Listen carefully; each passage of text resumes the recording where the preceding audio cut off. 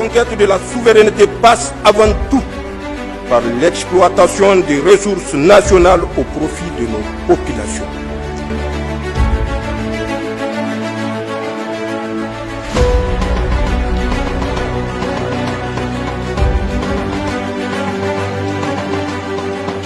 Ouverture hier à Ouagadougou au Burkina Faso de la 19e édition de la semaine du numérique du Burkina Faso.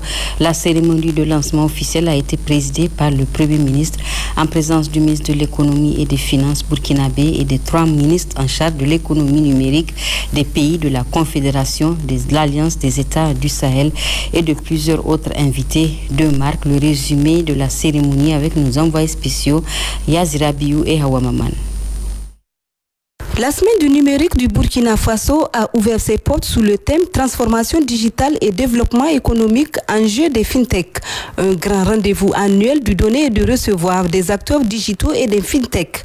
Après le mot de bienvenue de la délégation spéciale de la commune de Ouagadougou, prononcé par son vice-président Hassani Tiendrebeogo, le ministre de l'économie et des finances Dr Aboubakar Nakanabo, représentant des parrains de l'événement, confiant de la qualité des conclusions, suggestions et recommandations qui seront issues des travaux, s'est d'ores et déjà engagé pour leur mise en œuvre. Et pour témoigner à la face du monde des liens séculaires solides qui unissent les peuples frères des 3 pays de la Confédération de l'Alliance des États du Sahel, le Burkina Faso a désigné les républiques du Mali et du Niger, invités spéciaux de cette manifestation. Nous magnifions à travers cette 19e édition de notre semaine du numérique une parenté ancienne et forte qui ne repose pas seulement sur une communauté de culture et de valeurs, mais aussi sur le brassage harmonieux et intense de nos ancêtres qui y vivent depuis des temps immémoriaux. Les instances comme la semaine du numérique sont de véritables opportunités pour consolider et booster les liens séculaires et fusionnels entre le Burkina Faso, le Mali et le Niger qui partagent tout dans la douleur comme dans la joie. Monsieur le Premier ministre, est-il encore nécessaire de souligner ici que la révolution du numérique impacte tous les aspects de nos sociétés et de nos économies et joue un rôle central dans la croissance économique, l'innovation et la compétitivité des nations. Elle est source de nombreux changements, tant positifs que négatifs, qui ont un impact direct sur nos activités de tous les jours. Au nom du président du Conseil national pour la sauvegarde de la patrie, chef de l'État, le général de brigade Abdraman Tiani, le ministre de la Communication, des Postes et de l'économie numérique, Sidi Mohamed Raliou, a exprimé ses remerciements et sa gratitude aux autorités et au peuple du Burkina Faso pour le statut d'invité spécial attribué au Niger. Le thème de cette 19e édition, transformation digitale et développement économique, enjeux des fintech, cadre parfaitement avec nos initiatives nationales et met en lumière notre engagement à exploiter le potentiel du numérique pour catalyser et promouvoir le développement économique de nos pays. Ce thème m'offre donc l'occasion de réaffirmer l'engagement du gouvernement du Niger à faire du numérique un pilier de la transformation socio-économique conformément à la vision de son Excellence le général de brigade Abdraman Tiani, chef de l'État du Niger. En effet, les attributions de mon département ministériel et la lettre de mission à nous confier sont des conduits de réforme et de porter des projets innovants et intégrateurs afin d'accélérer la transformation digitale de l'administration et du tissu socio-économique nigérien. À cette ère de la révolution industrielle marquée et dominée par les technologies de l'information et de la communication, le développement et la croissance de nos pays pourront être boostés par ces nouvelles technologies. Ces outils doivent être pleinement intégrés à l'environnement socio-économique au niveau de l'agriculture, de l'élevage, de l'environnement, de la météo, de l'éducation, de la santé, etc., particulièrement l'environnement bancaire et financier pour favoriser l'émergence de nouveaux services et surtout assurer la transformation digitale de nos producteurs, de nos artisans, des femmes et jeunes, de tous nos acteurs économiques. L'association de la technologie et à la finance comme thème central de cette semaine numérique est un pari idéal et intelligent qui pourra promouvoir l'inclusion financière de nos populations pour une consolidation de notre progrès et la stabilisation de nos économies. L'utilisation de la technologie comme les plateformes et applications mobiles offrant des services aux utilisateurs sont autant de moyens qui facilitent les transactions économiques et l'accès à des ressources numériques et financières. Le niveau élevé d'inclusion financière que nous visons tous sera atteint par la diversification d'infrastructures numériques, de formation et d'éducation dans les secteurs socio-économiques de base, agriculture, élevage, environnement, météo, gestion des catastrophes, éducation et santé, mais aussi dans le domaine des services financiers. Ces nouvelles technologies financières au cœur du développement des start-up FinTech constituent donc de véritables enjeux qu'il nous faut maîtriser et encadrer. Nous disposons aujourd'hui d'un secteur financier inclusif, adapté et durable, animé par une diversité de prestataires, banques commerciales, systèmes financiers décentralisés, compagnies d'assurance, opérateurs de transfert d'argent, qui couvrent pratiquement tous les territoires nationaux et même plusieurs pays de la sous-région. C'est dans ce cadre que le Niger a initié le programme Village Intelligent pour promouvoir l'inclusion numérique et financière. Ce programme d'envergure vise à améliorer la connectivité rurale et l'accès aux services numériques de base dans les domaines de la santé, de la météo, de l'agriculture, de l'élevage, du transfert d'argent et de la formation. Un programme de vulgarisation des terminaux de paiement électronique, TPE, a été lancé pour une appropriation généralisée de cet outil d'achat et vente en ligne. Aussi, dans le même cadre, une plateforme de commerce électronique développée par Niger Post, dénommée Kaomini, permet les achats, ventes et les livraisons ainsi que le tracking de ces transactions au Niger et dans les pays de l'AES et partout dans le monde. Docteur Aminata Zerbo Sabane, ministre de la Transition digitale, des Postes et des Communications électroniques, a donné le top des activités de la semaine du numérique du Burkina Faso en prononçant le discours du Premier ministre, Dr Apollinaire Joachimson Kielem de Tambela. Aujourd'hui, les défis auxquels nous sommes confrontés ont conforté nos trois chefs d'État. Le capitaine Ibrahim Traoré du Burkina Faso, le général Assimi Goïta du Mali et le général Abdourahmane Tchiani du Niger pour mener le combat du développement pour une refondation de nos États et le développement endogène au profit des populations. Dans ce combat pour le développement, l'indépendance et la souveraineté de nos États, aucun secteur d'activité ne doit être laissé de côté. Encore moins le secteur du numérique. Ne dit-on pas désormais que le numérique est aujourd'hui l'autre nom du développement? Il est donc réconfortant de constater que les acteurs du numérique de nos trois pays mutualisent leurs ressources et leurs expertises. De Niamey à Bamako en passant par Ouagadougou, des initiatives sont mises en place pour intégrer le numérique comme pilier de notre quête de souveraineté, de développement et de résilience. Une visite des différents stands a aussitôt suivi le coup d'envoi des activités de la 19e édition de la Semaine du numérique du Burkina Faso. Ainsi donc s'annoncent les couleurs de la 19e édition de la Semaine du numérique du Burkina Faso qui se tient à Ouagadougou du 12 au 15 novembre 2024. C'est parti pour 4 jours d'activité avec au programme des panels, des expositions, des concours, des réunions organisées ainsi que des réseautages. Niamey a accueilli donc ce matin le forum régional de haut niveau sur le décès maternel et périnatal. L'objectif de la rencontre est de faire un diagnostic interne et multisectoriel sur la problématique de décès maternel et périnatal et proposer des alternatives efficaces pour réduire le phénomène. Jamila Amadou et Boubacar Imran Meiga. L'organisation de ce forum régional de haut niveau sur le décès maternel et périnatal qui a mobilisé plusieurs acteurs de la santé est l'occasion d'échanger, d'informer et de sensibiliser l'opinion nationale et internationale sur les stratégies adoptées afin de réduire le taux de mortalité maternelle et périnatale. Pour atteindre l'ODD 3 qui consiste à ramener le taux mondial de mortalité maternelle à moins de 70 pour 100 000 naissances vivantes, une synergie sectorielle est plus que nécessaire. L'analyse de l'évolution de la mortalité maternelle et périnatale au Niger montre qu'il est encore élevé malgré l'annonce d'une réduction continue. Pour le représentant de l'OMS au Niger, plusieurs décès maternels peuvent être évités en agissant et en offrant un accès à des soins de qualité. Selon les dernières estimations publiées dans le rapport des Nations Unies intitulé Trend in Maternal Mortality, toutes les 2 minutes, une femme meurt pendant la grossesse ou des suites de l'accouchement. Le même rapport indique qu'entre 2000 et 2020, 287 000 décès maternels ont été notifiés dans le monde, dont environ 87% sont survenus en Afrique subsaharienne et en Asie du Sud-Est. La plupart de ces décès auraient pu être évités. Ces statistiques montrent l'urgence d'agir pour garantir à chaque femme un accès aux services de santé essentiels avant, pendant et après l'accouchement.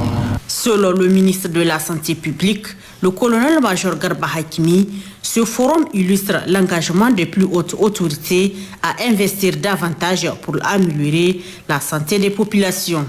Les efforts du gouvernement et de ses partenaires dans la mise en œuvre des interventions à haut impact sur l'amélioration du bien-être de la femme et de l'enfant ont permis d'infléchir la mortalité maternelle et infanto-juvénile au cours des 2 dernières décennies.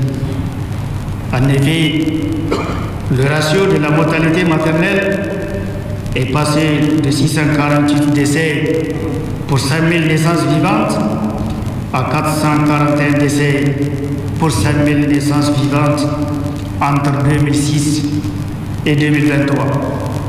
Le Niger était alors cité en exemple en termes de réduction de la mortalité infanto-juvénile.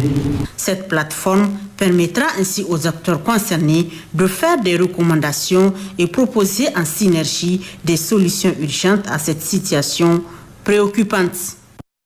En mission dans la région de l'Ader, le ministre des Transports et de l'Équipement s'est rendu ce matin au niveau du chantier d'aménagement et de bitumage des tronçons routiers Tamaské-Tawa et Tamaské-Mararaba. Il s'est agi pour le colonel-major Salissou Mohamed Salissou de s'inquiéter de l'état d'avancement des travaux. Gérard Abdelaziz et Malik Abdraman.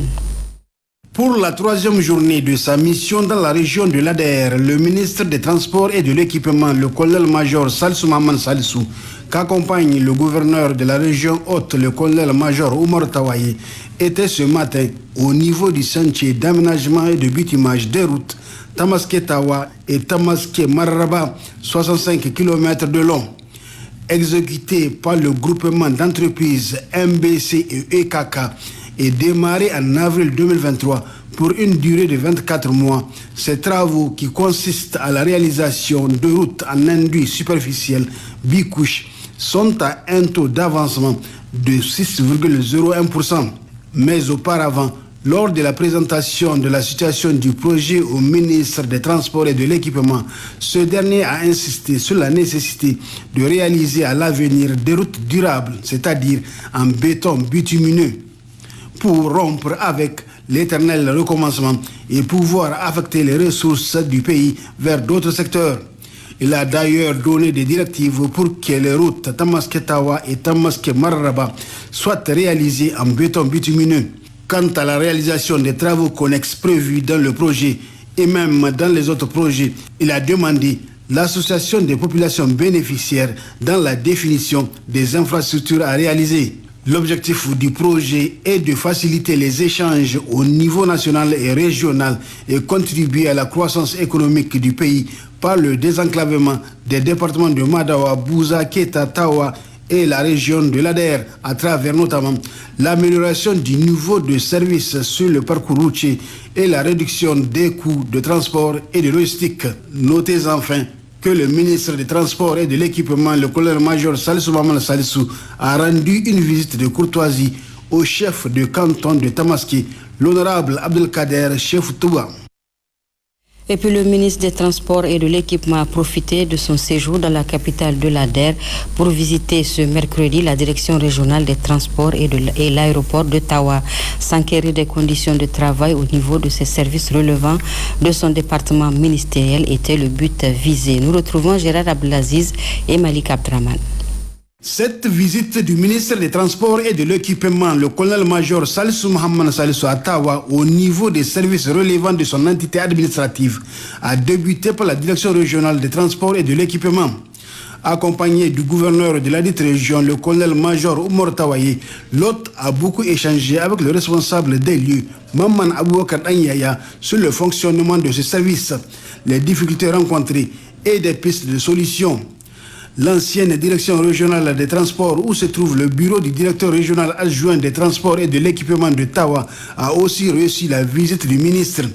Là également, il a échangé longuement avec le personnel et a été très attentif à leurs préoccupations. Le colonel-major Salsou Mohamed Salissou s'est rendu à l'aéroport de Tawa, réhabilité à la faveur de la fête Tawa Sakola. Situé à environ 8 km au nord du centre-ville de Tawa, il dessert la région en offrant des vols nationaux et internationaux, contribuant ainsi au développement économique et touristique de la région. L'aéroport de Tawa possède une piste d'atterrissage en béton d'une longueur de 2000 mètres, capable d'accueillir une variété d'aéronefs, des petits avions aux plus gros jets. Les installations aéroportières comprennent un terminal passager moderne et fonctionnel, offrant aux voyageurs tout le confort et les services dont ils ont besoin avant leur vol. Au niveau de l'aéroport, aucune difficulté n'a été signalée.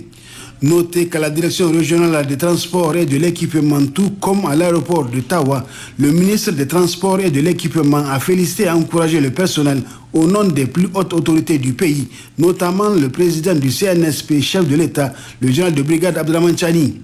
Au nom de ces mêmes autorités, il a exhorté les travailleurs à redoubler d'efforts conformément à la dynamique en cours dans notre pays, celle de la reconquête de la souveraineté du pays, pour laquelle aucun sacrifice n'est de trop. Voilà, merci Hawa Maman. La ministre de l'Énergie était ce matin à la centrale de Gorubanda. Elle est allée constater l'état d'avancement des travaux du projet dorsal Nord-WAP d'interconnexion électrique régionale, un projet financé par la Banque mondiale et la Banque africaine de développement qui dispose d'un volet électrification rurale avec 432 localités concernées. Jocelyne Amoussou et Jean Abraman. Cette visite de la ministre de l'Énergie à la centrale électrique de Gorubanda à Niamey, qui s'inscrit dans le cadre de la réalisation du projet dorsal Nord-WAP, fait suite à celle effectuée à Dosso. Le projet dorsal Nord-WAP, un projet régional d'interconnexion électrique entre 5 pays, le Nigeria, le Niger, le Bénin, le Togo et le Burkina Faso. Dosso et Niamey font partie des 5 postes d'interconnexion régionale. Ici, 90% du matériel est déjà disponible. Aussi, la visite a concerné le dépôt où sont stockés le matériel et le poste de réception de la ligne, minutieusement inspecté par la ministre. Une séance de travail a ensuite réuni la ministre et les techniciens. À la fin de cette séance de travail, la ministre fait le point de l'état d'avancement des travaux. L'objectif de la mission est de s'enquérir de l'état d'avancement des travaux et aussi donner une meilleure visibilité aux initiatives en cours dans le secteur de l'énergie électrique. Le projet WAP Dorsal Nord est un projet régional qui va interconnecter 5 pays de la zone ouest africaine par une ligne électrique double terne 330 kV sur une longueur totale de 875 km, dont 420 km sur le territoire nigérien. Il prend en compte aussi le volet d'électrification rurale qui concerne les localités situées à 10 km de part et d'autre du couloir de passage de la ligne. La ligne comporte 3 tronçons, à savoir la ligne Nigeria-Zabouri, sur laquelle le taux d'avancement est de 22%, malgré la suspension des travaux pendant 13 mois et qui n'ont démarré qu'en janvier 2024. La ligne Zabouri-Gorubanda, que nous avons visitée hier, sur laquelle le taux est de 36,6%. La ligne Gorubanda frontière Burkina Faso sur le taux de 32,8%. Le projet prend en compte le transfert de compétences à travers l'implication des nationaux dans sa mise en œuvre. 3 entreprises sont chargées d'exécuter ce projet, dont 2 entreprises indiennes et chinoises. La réception des lignes est prévue en décembre 2025 et les postes en janvier 2026. Ainsi, la ministre de l'Énergie a effectué hier une visite dans la région de Dosso. Objectif constaté de visu, le bon déroulement des travaux de construction de la ligne d'interconnexion dorsale nord et les travaux de construction du complexe électrique dans la région, dont les travaux ont été confiés aux experts nigériens Ali Hashimou et Harissou Garba. Après quelques poignées de main chaleureuses avec le gouverneur de la région de Dosso, le général de brigade Hiro Omarou et ses collaborateurs, la ministre en charge de l'énergie, professeur Hawa Amadou Souley, accompagne les cadres centraux, les responsables de projets WAP Dorsal Nord, de l'entreprise indienne Transrail ainsi que de la société nigérienne Noex Niger Oil s'est directement rendu au niveau du chantier de construction de la ligne interconnexion dont les travaux de confection des pylônes dernière génération avancent normalement. Rappelons au passage que ce projet d'interconnexion dorsale nord concerne le Niger, le Nigeria, le Bénin et le Burkina Faso et vise à augmenter les capacités de ces pays en énergie électrique. La ministre de l'Énergie a, malgré la difficulté du terrain, visité plusieurs pylônes en construction. Aux séances tenantes, les techniciens lui ont fourni des explications détaillées. Au niveau du chantier des travaux de construction du complexe électrique, la délégation ministérielle a eu d'amples explications et selon les experts en la matière, les travaux avancent normalement. Ce chantier, il est l'émanation de la volonté réelle du président de son Excellence, le général Abdraman Chani, qui veut faire du contenu local et des expertises locales une réalité à opposer à n'importe quel type de considération.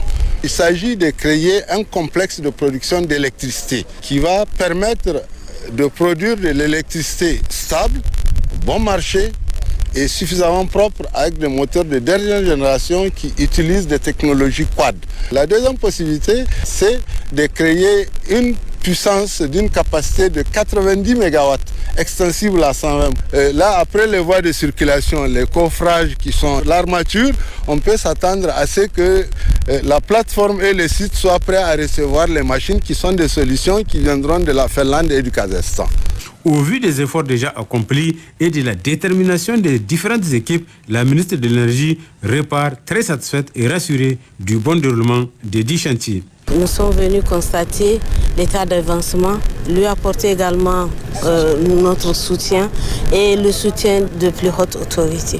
Quand on sort sur le terrain, c'est pour apporter le soutien, c'est pour faire le constat, l'avancement des activités, voir les difficultés auxquelles ils sont confrontés chaque jour et puis voir quelles sont les solutions que les plus hautes autorités peuvent en apporter. Vous avez vu le travail abattu au bout de 2 mois. Quand même, c'est énorme. Et j'y crois fermement, avril 2025. Autre détail important, une fois ces travaux terminés, plusieurs villages se trouvant dans les abords vont bénéficier de l'électricité. Une réponse aux multiples préoccupations des populations rurales. En marge de cette visite de chantier de construction de la centrale électrique, la ministre de l'Énergie a procédé à la plantation d'arbres au niveau du site où sont stockés les matériaux de construction des pylônes. Le compte rendu avec Ali Hashimou et Harissou Garba. Accompagné du gouverneur de la région de Dosso, le général de brigade Hiro Omarou, la ministre de l'Énergie, professeur Hawa Amadou, est allé directement visiter le matériel de construction des pylônes dans le cadre du projet d'interconnexion Dorsal Nord, puis procéder à la plantation d'arbres au niveau du site. Les autres officiels présents à cette cérémonie ont également planté des arbres pour marquer leur passage dans la cité d'Ekoy et surtout instruit les agents du projet de prendre soin. Le gouverneur de la région de Dosso, le général de brigade Hiro Omarou, a rassuré la ministre de l'Énergie qu'il y veillera personnellement. Poursuite de l'acheminement des fournitures scolaires dans les 8 régions du pays. Hier, dans l'après-midi, ce sont 80. La conquête de la souveraineté passe avant tout par l'exploitation des ressources nationales au profit de nos populations.